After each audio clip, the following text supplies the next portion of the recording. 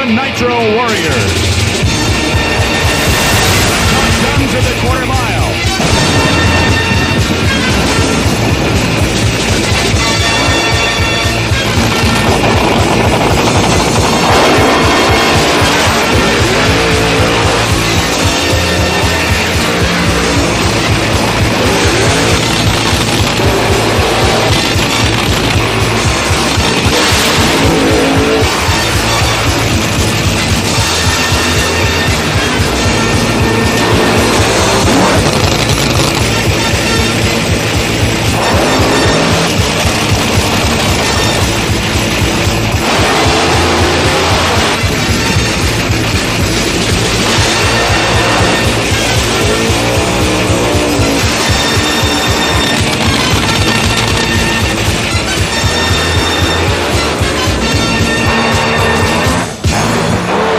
Nothing like nitro in the morning, right? Morning, noon, and especially at night. Hello, everyone. I'm Big Daddy Don Garlits. And I'm Kenny Youngblood.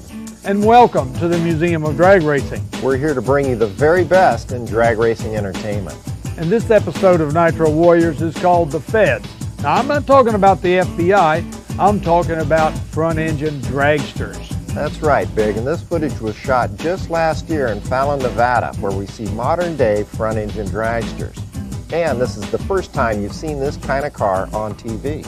Oh, that was an exciting event. I remember it well. John Lundberg and I did trackside announcing there. Yeah, and you did a little bench racing with Shirley, too, which we'll see, as well as some cars here in the museum. So hold on, we'll be back with the F.E.D.S. right after this break. So stay tuned.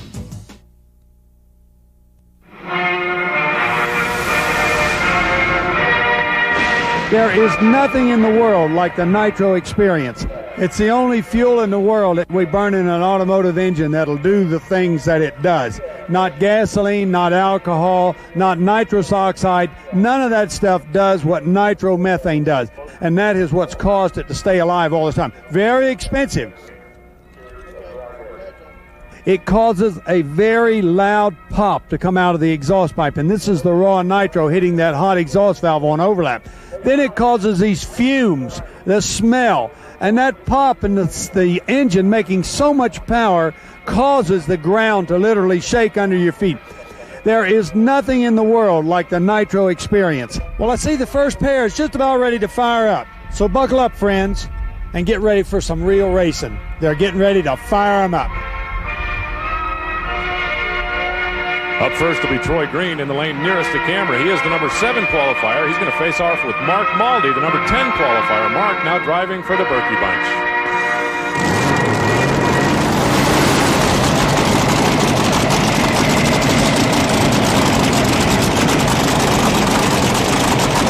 That's the sound of 7,000 horsepower.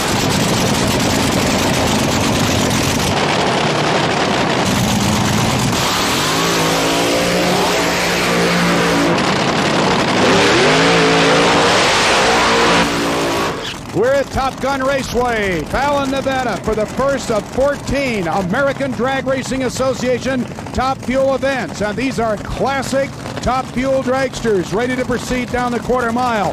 Arnold Berkey, real quickly. Different conditions today. How'd you change the car? I hopped the motor up a little more percent. Back looks great. I got to go back here. Thanks for everything. These guys are getting after it this morning.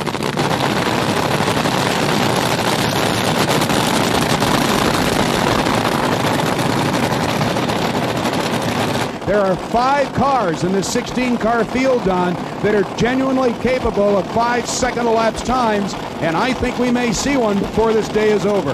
Well, it's going to be tough, John. You got to remember, we let the people know we're at 4,000 feet above sea level, and that means no air. So that has slowed these cars down. These would traditionally be 5-second cars at sea level. Troy Green, good-looking run for Troy Green all the way down, 6:34. 203 miles an hour, actually better than Troy's qualifying attempt. I'm Mark Maldy from Santa Rosa, California, and I drive the Berkey Bunch Top Fuel Dragster. Hi, I'm Kirk Coons, Yorba Linda, California, Bad Guys Top Fuel Dragster. Next up, Rick McGee, captain of the purple team. He's going to take on Kirk Coons in the red car. Kirk, who has driven every kind of vehicle there is.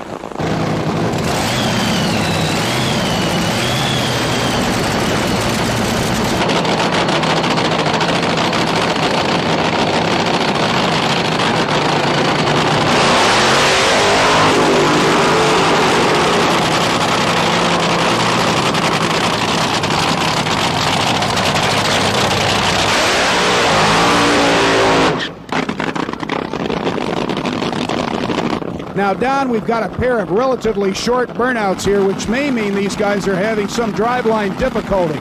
And, of course, one of the things that we used to see in drag racing is 8 or 10 guys running out in front of the car to push it back. Now they use reversers. Well, the cars finally got so heavy, John, and the tracks got so sticky and the tires so big, you couldn't hardly push one back with 10 guys. So they initiated the reverser rule, and the car comes back under its own power, of which, of course, it has plenty. Oh, it certainly does.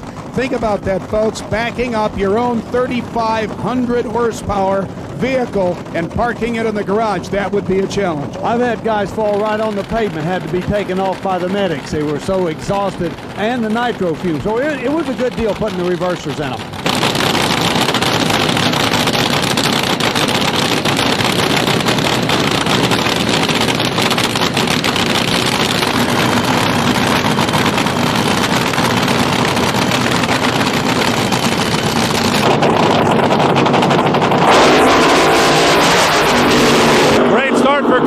He's not going to give up now. Has he got enough to hold off McGee? No. 6:37 for McGee. 210 miles an hour. Hi, I'm Ken Terry from San Miguel, California, and I drive the Thrash Racing Top Fuel Dragster. John Kent Terry will be up next on the near side of the track, and on the far side is Roger Lechtenberg. Hi, my name is Roger Lechtenberg. I'm from Cedar Falls, Iowa, and the car is called the Orange Crate.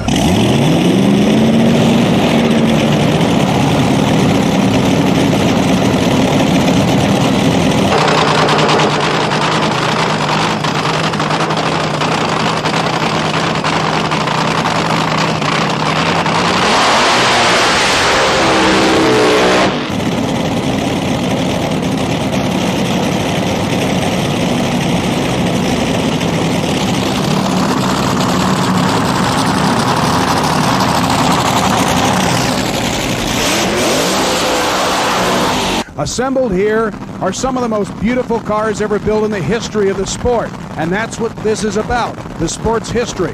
Front-engine top-fuel dragsters, AA fuel alters, funny cars from the late 60s and early 70s, reborn for vintage-style drag racing.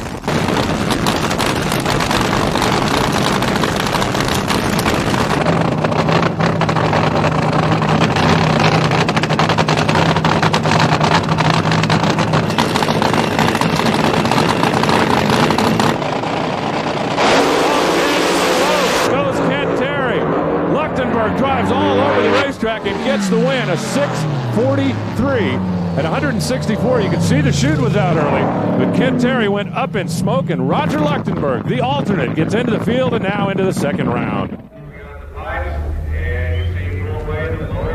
Big that Swamp Rat won was at the Bakersfield Fuel and Gas Championship in 88 and 89.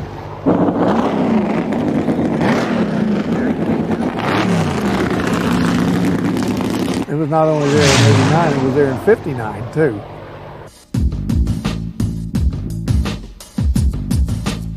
Big, let's talk about your favorites here in the museum. Let's say, first of all your cars, of all the Swamp Rats, is there one that's special to you?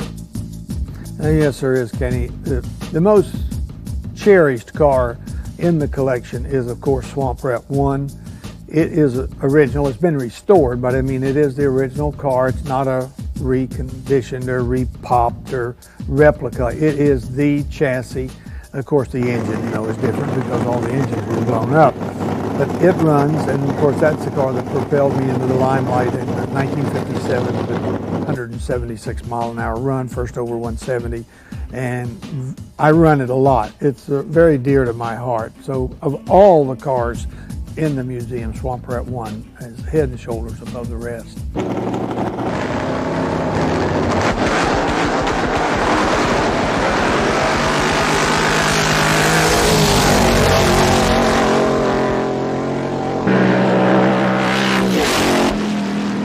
Well, it brings back great memories. I can remember the early days, and I'm so thankful that I was in the sport when it was, not that it's not fun now, but it was so much fun when I started. And again, little did we know what this whole thing was going to turn into.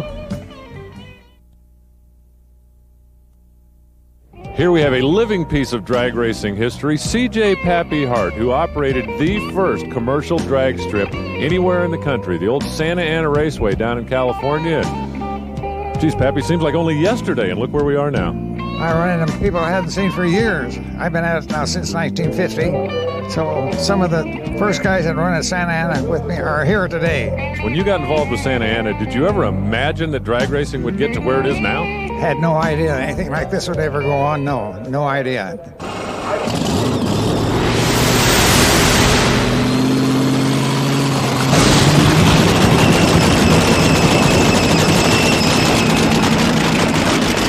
I'm Bill Dunlap, Capitola, California, and I drive for Mike Fuller. Hi, I'm Fred Bach. I drive the Bach & Gould Top Fuel Dragster from Belleville, Illinois, Ford powered.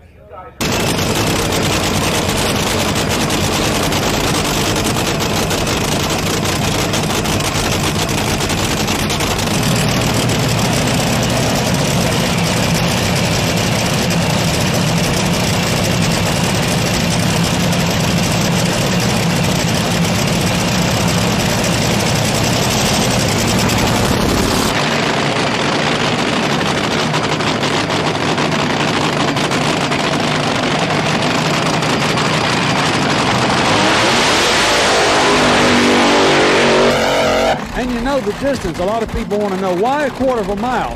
Well, a quarter of a mile is about 2 city blocks, long city blocks. And that's what we used to run when it was on the street, a couple of blocks. So that's why today we still run a quarter of a mile.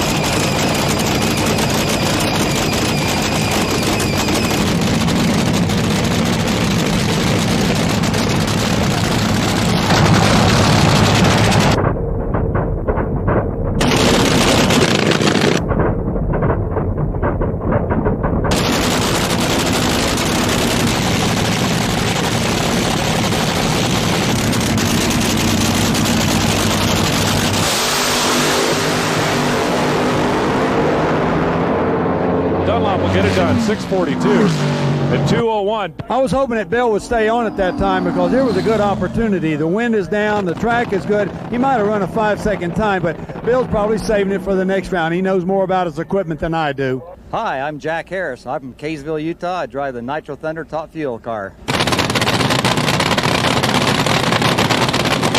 Up next, an interesting pair. Brandon Murray right behind me in the blue car. In the red car on the other side of the racetrack will be Jack Harris. Now, Jack was one of the best guys in qualifying. He made 3 good qualifying runs. Let's see if he can keep that momentum up here today.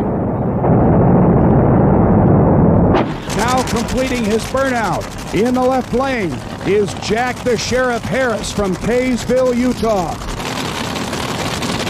It looks like Brandon Murray has been unable to fire his vehicle. Jack will be making a single pass down the quarter mile. One of the lowest elapsed times of this event at 6.10 seconds, 232.70. Hi, my name is Lee Jennings Jr. I'm from Salida, California, and I drive the American Trucker Nostalgia Top Fuel Dragster. Lee Jennings Jr. will be in the near lane. That's the car right behind me. He's carrying the flag for the family after his father crashed in qualifying. And he's going to take on one of the true veterans of the sport, Butch Blair, who's driven everything.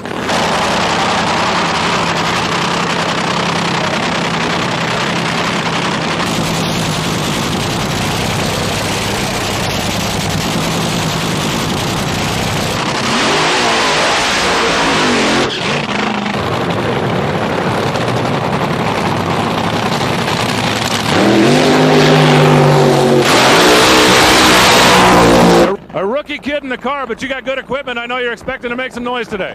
Well, Lee's only made 7 runs, and we've got it soft. We just want it to go A to B. If it does, we'll be good. The driver's still learning, but the team has a lot of experience.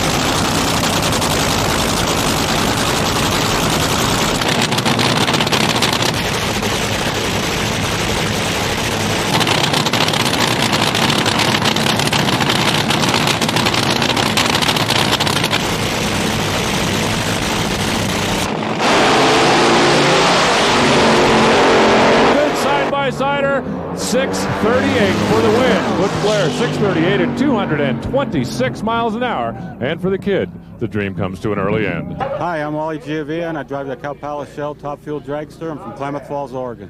Hi, my name is Rance McDaniel. I'm from Fresno, California. I drive the Champion Speed Shop Top Fuel Dragster.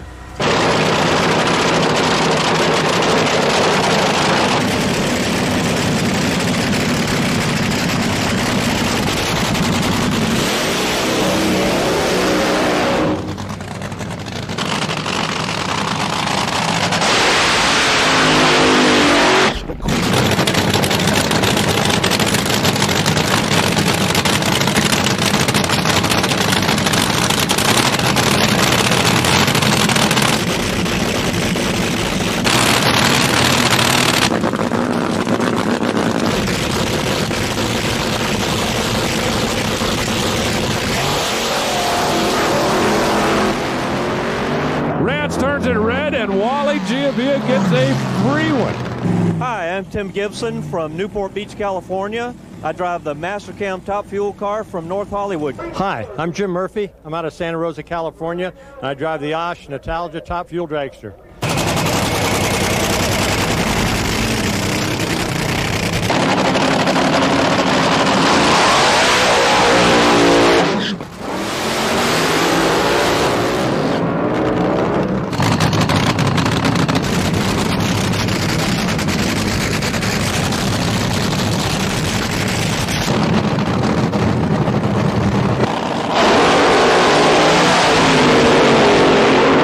Nice clean run. No, Murphy breaks 6:38 at 224 miles an hour. 6:38, and Tim Gibson comes from the alternate spot into round two. But you know what I see here shaping up, John? I see a second round that's going to be out of this world because almost every winner has been in the 6:30s. It'll be some very even racing in round two. This is drag racing. This is the way I remember it. I started when I was 16 years old, and that was quite a number of years ago, so here I am, and I'm really enjoying this. I think a lot of the racers are comfortable having you there as well. We saw some incidents in qualifying where you knew exactly that there was a problem or what was going on. The parachute pin last night, for example. I think all of the racers are glad to have you out there keeping an eye on them. Well, I've been in these cars also for 37 years, so they know what I've done in the cars, and they know I know what I'm looking at as far as what's wrong with the car. So I believe through the years I've gained a little respect from the drivers and the owners, so I don't think there's a problem there, and they understand what I'm doing.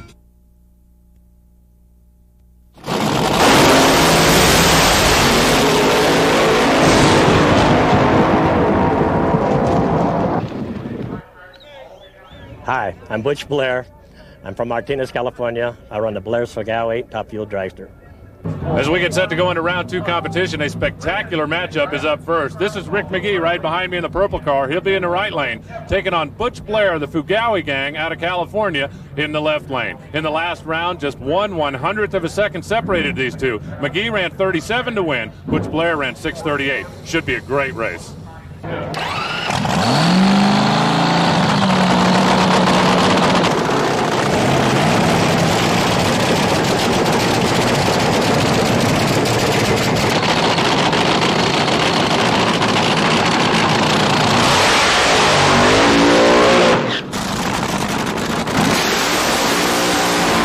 Some of the cars we see running here today are actually stripped to the absolute minimum. How did the name Rails evolve? Well, it was 1949 in Santa Ana, California, the drag. C.J. Hart was running the strip. Dick Kraft showed up with a rail. It was actually a 27T Roadster with no Roadster body on it, just the frame rails. C.J. said, "You can't run that. It's just a rail." Then they made a class, and they've been running them that way ever since, and even today, full-bodied or not, they refer to them as rails.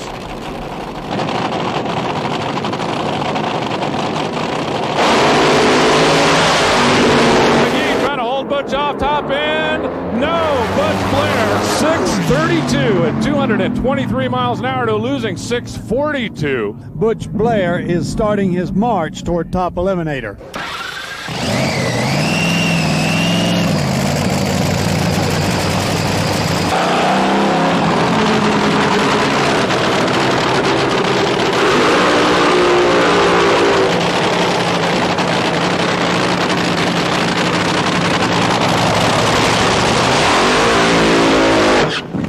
coming up now. The cars have already burned out. It's Troy Green on the right side of the track. Roger Lechtenberg on the left side of the track. Roger got in as an alternate, and he's playing with house money now.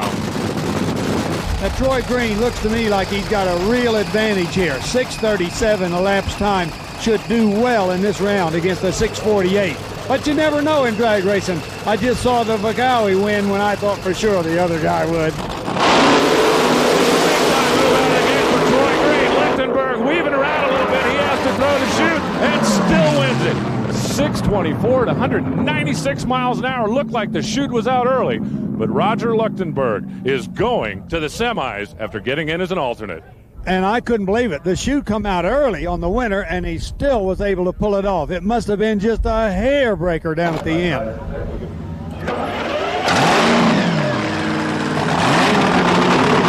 Up next, your number one qualifier, Bill Dunlap. He's driving the Mike Fuller Top Fuel car, one of the strongest cars that's been here this weekend. He'll be in the left lane, and in the right lane, he'll take on Wally Giavia. Wally, another guy who got in as an alternate, and now is trying to ride Lady Luck in the semis, just like we saw Roger Lechtenberg do.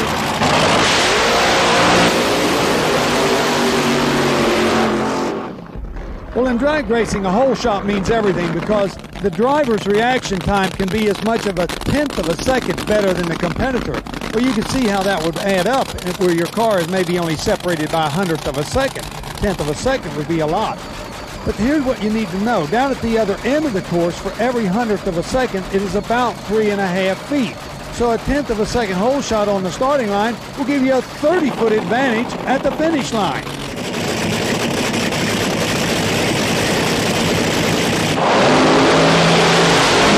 Wally got off the line first, had him covered for a ways, but Mike Fuller just drives on by.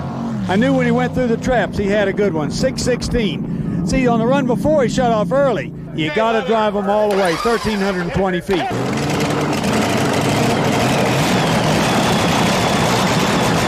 In the right lane, Tim Gibson. Jack the Sheriff Harris from Kaysville, Utah, in the beautiful Nitro Thunder car in the left lane.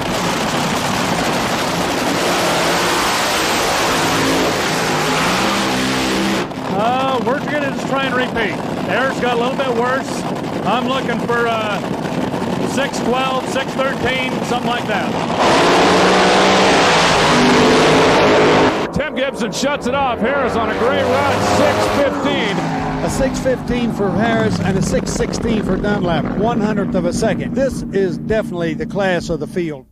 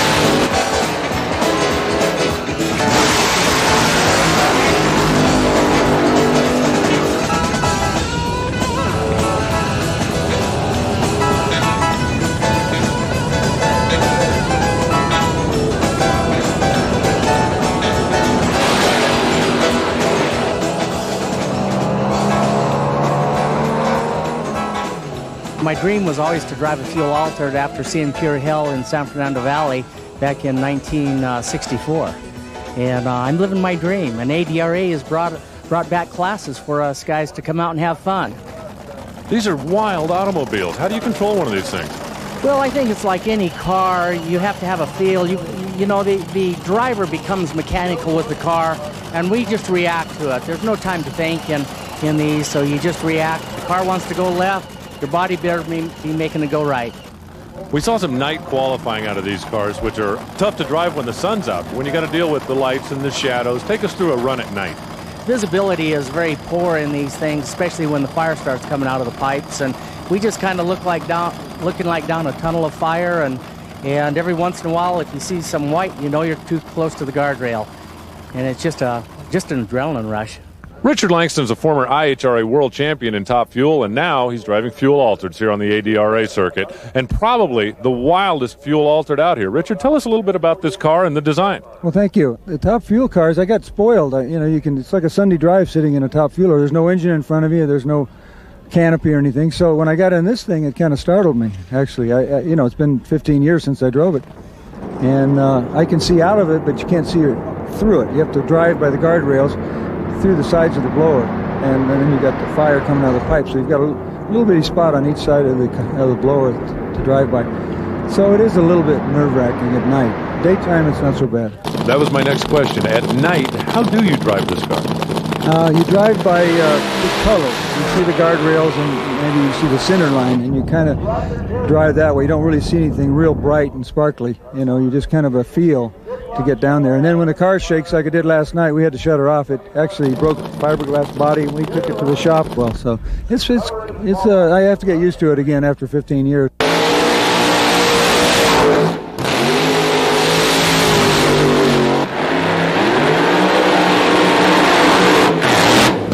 ADRA Drag Racing is not just an old boys club. Meet Vicki Fanning, the lady who actually drives a nostalgia Nitro funny car in competition out here, and coming out butting heads with the old boys, huh, Vicki? I tell you, I have a lot of respect for the guys that got in these things 25 years ago. A lot of respect. It's actually, so far, it's been it's a handful. It's probably the biggest handful I've had so far.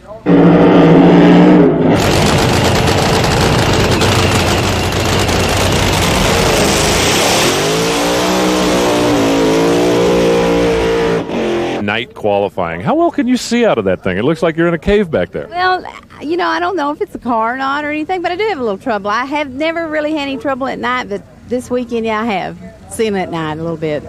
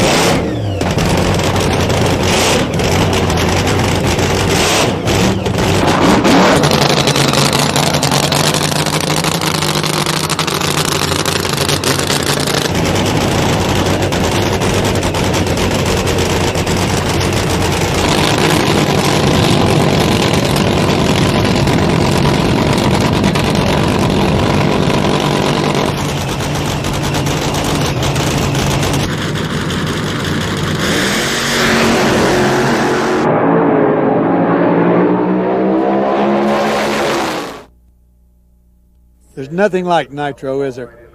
It separates the men from the boys. Big time. Yeah. And I don't have any problem saying it like that. Well, you can say that and without any tongue-in-cheek. No, I can't. I mean, it's like it is the most exciting race car in the world to drive. And I know people that have come up to me and said, this is my first race. I've never seen this before. But I just want to say to you that I'm jealous that you have had this all this time, and I've missed out on this until now. And now I'm a fan for life.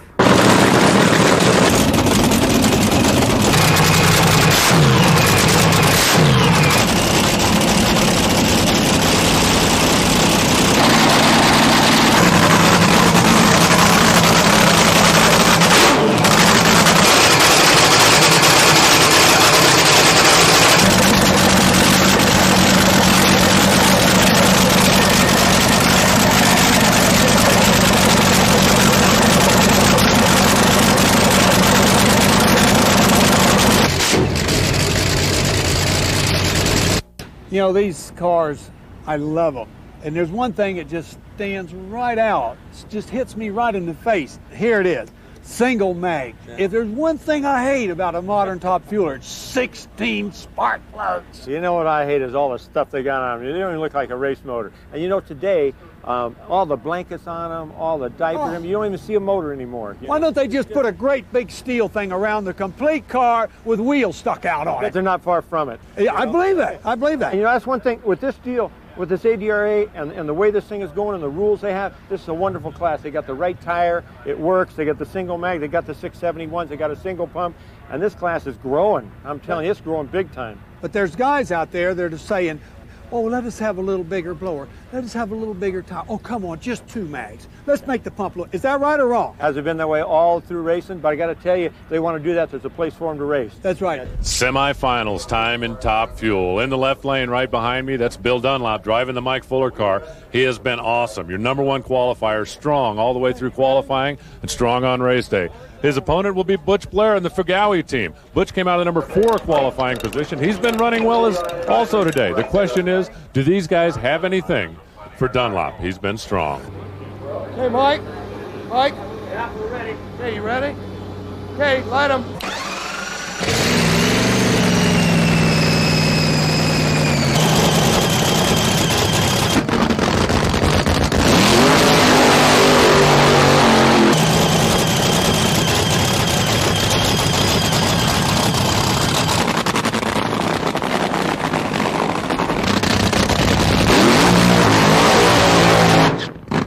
You know, John, when they pull those chutes at the end, if you're in a modern top fuel dragster, you are subject to about 7 or 7.5 negative G's. That means your body weighs 7.5 times more than it normally does.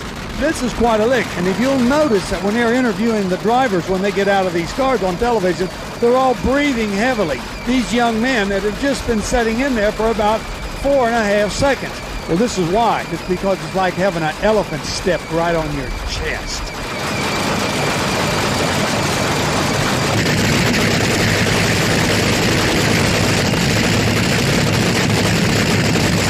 Bill Dunlop in the left lane. Butch Blair in the right.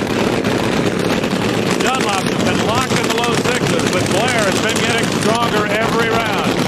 Blair is going to need to pick up here if he wants to go to the first ever final round of the ADRA. They're ready.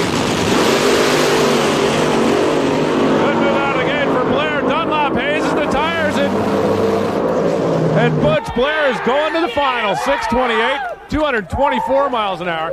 The little wisp of smoke at the 8th mile told the whole story. The race was over. Fugawi pulled ahead, and he goes into the final. Get going, guys.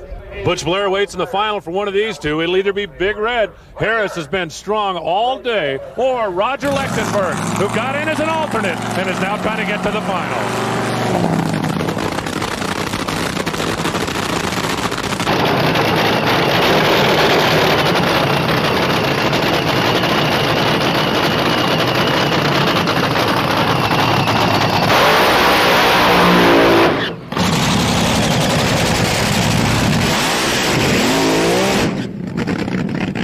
Just saw what happened to Dunlop in this lane. Does that make you nervous? Nope.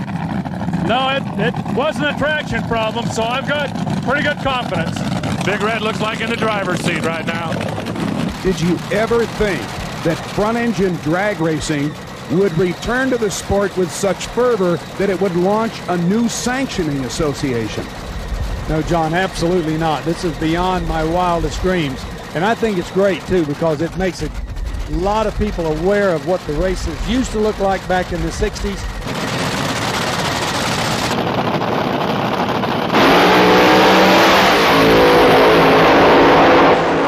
This is a close drag race. Lechtenberg shit out first at 6.08 seconds, 212 miles per hour. It just goes to show you, never count your ducks before you got them. I would have bet money on Harris, and he lost. We're looking at a dark horse winning this race. I love nostalgia racing. Nostalgia racing is where it's at. It's the only place you can afford to race heads up without hawking your house and your business. Oh, this is a lot of fun. We've met a lot of great people. It's a great thing for the fans. They can come through the pits, talk to us. I'll explain everything about the race car they want to know. we just have a great time out here. Yeah, I love it. It's great. I bring my kids, just a big family atmosphere, everybody's friends. You know, you just can't compare these cars to modern day drag racing. The energy level, the excitement, the side-by-side racing. You just saw one of the greatest side-by-side races ever was. You couldn't have decided who won that race unless you had electronic timing. It's a totally different world, and a very exciting one, I might add.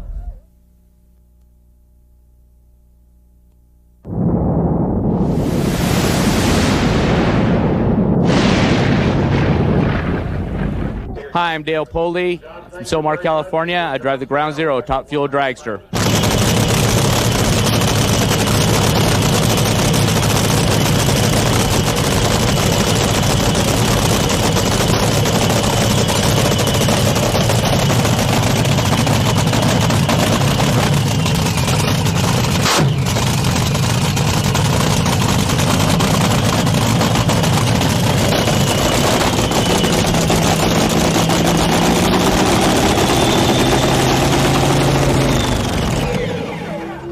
Today, in this type of slingshot, what is the procedure when you come back from the end? Well, basically, we have, I think probably 2 guys could handle this car with no problem, but we have everybody who helps so much on it. We want to make sure it's maintained good. We have there's 5 guys who chip in and help on it, and it's more like a maintenance thing, but just like yourself in the early 70s or late 60s, early 70s and stuff, when I raced Mickey Thompson's car, I went for a month. And I just went to the racetrack and picked up people to help, and I just worked my tail off to get it ready to run. And then Mike Hamby and I, up until about 82 or 83, we ran that War Eagle car, just he and I. We'd race the race, then we'd qualify at the next race, then we'd take it apart and look at it so it was ready to go through the rounds, and that was all we ever did. Freshen it for the rounds. That's what I used to freshen the clutch for the rounds. Exactly right. That's what this particular car here, we do a real similar type of a thing, but we're right. And these last few races, we're trying to find a little bit of a glitch we're having trouble with, and we might take it apart every run, or we might not. The last couple races, we never took it apart. Well, I'll tell you, this tells me you're having fun, because I didn't come out here to work on a race car. I came out here to race it. Work on the race car at home. That's right. These cars are capable of running in the 5-second zones. They're making 3,000 horsepower. They go from 0 to 100 in 1 second. They pull more G-forces than a fighter jet leaving an aircraft carrier. These cars are incredibly fast and exciting. Fred Bach had some tense moments in last night's final qualifying session as the Big Ford erupted in flames about 300 feet down track, and that scared me to death. It had to be crazy for you. It was exciting. The camshaft broke and caused it to explode up in the chambers of the intake manifold, and all hell broke loose. Something like that happens, the main thing you want to do is just get her stopped.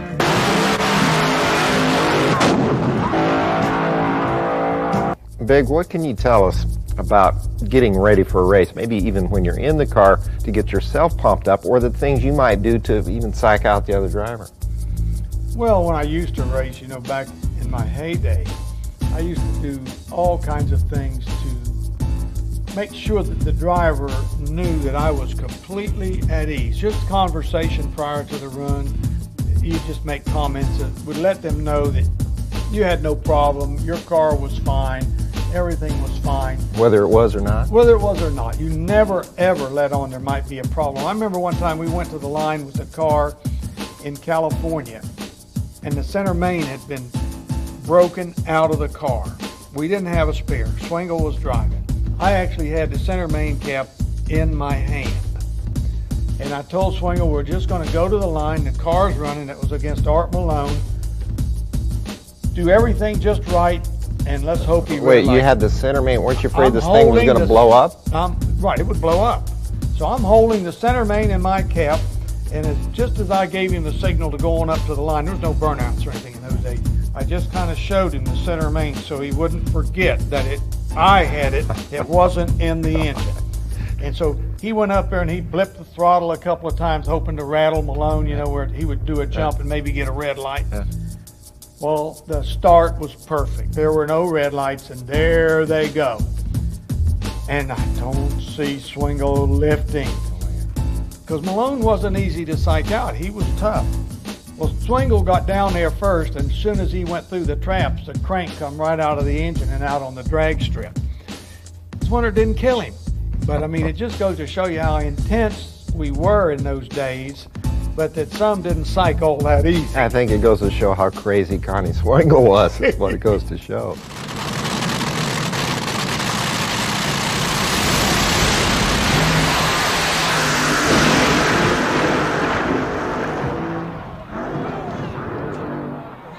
Lee Jennings a little bit stiff and sore after last night's encounter with the guard wall out here at Top Gun Raceway. And Lee, first things first, you're okay? Yeah, I'm fine. I'm just real sore. Nothing's broken. The brain scan determined I have no brain, but it was fine. No concussion, no broken bones. Just every muscle in my body aches.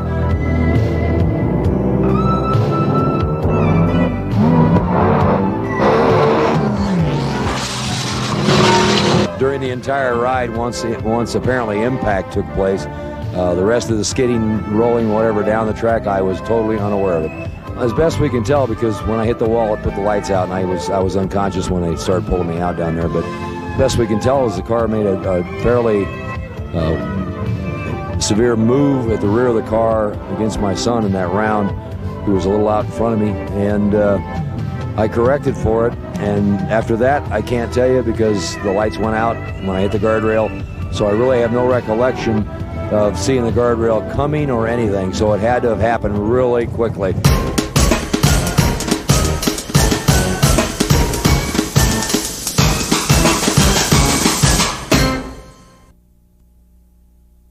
My best memory, the one that really stands out in my mind, is Cordova, 1957.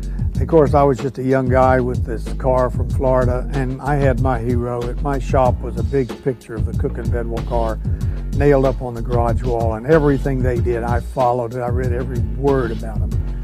And I went up to Cordova in 1957 on a trip that I'd won at the local drag strip, and I faced them in the first round, and I outran them. The Swamp Rat won. And everyone was so upset, the officials, not the spectators. They went crazy because here was this California car was back there in the east. Every other breath of the announcer was the Cook and Bedwell this and the Cook and Bedwell that. And then when it came up for the first round, Don Garlits from Tampa, Florida, and his dragster wasn't even a Swamp Rat yet, outran him. Well, the officials got very upset. They thought there was something funny going on, so they said, in all fairness to the world champion, we'll have to see that again. And so they made me run him again, and I outran him again. And that really was the best thing that ever happened to me. And I remember the two races like it was yesterday, and that is definitely the fondest memory. Wow, you knocked out their money car. Yeah.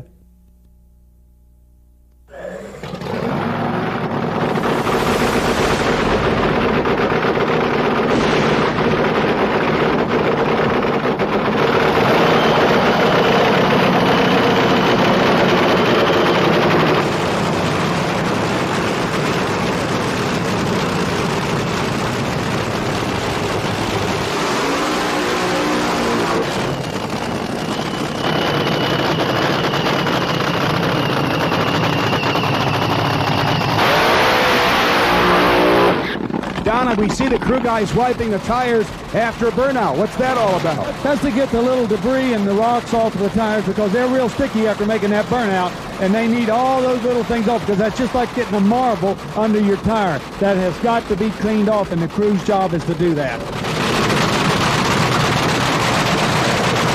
All right, here we go. They're moving in. Radar, Roger Lechtenberg against Butch Blair. Lechtenberg in the right lane. Fagawi with Blair in the left lane. The staging lights come on. We're racing. At 1,200 feet, it's Lechtenberg in the tower lane. And the elapsed time for the fixture is 6.13 seconds. The speed, 270 miles an hour.